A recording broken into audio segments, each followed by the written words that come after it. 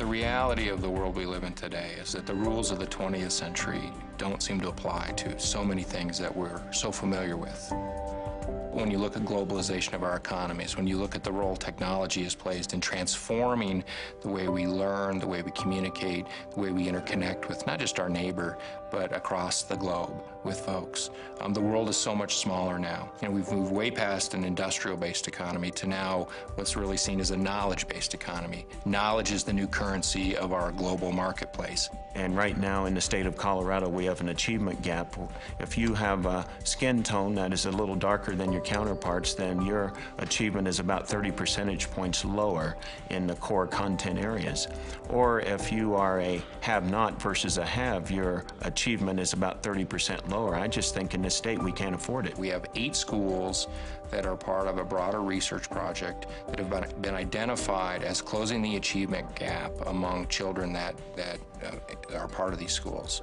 And so one of the things that we need to be able to do in a very accelerated way is to take these best practices and get them in the hands of teachers and districts across the state. Educating all kids and educating all kids to a high level is really difficult work. And what I would call the old Colorado Department of Education, we really were in the business of regulatory.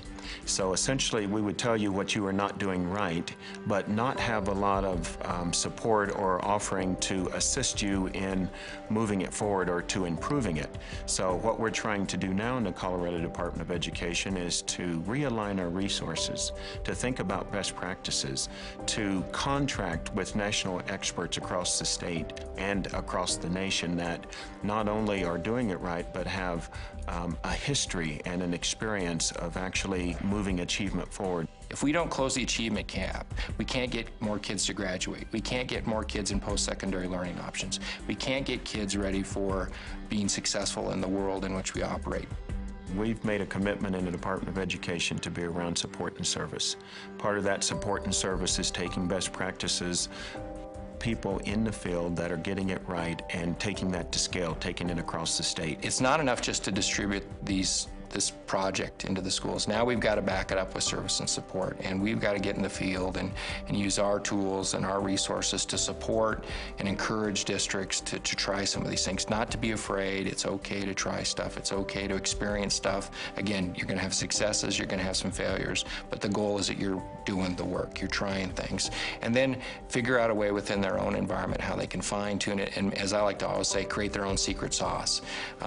Use these things as the main ingredients and then create your own little secret sauce for your school or your town or your community or whatever it happens to be that ultimately serves kids, and that we see learning happening, we see gaps closing, and we see kids succeed.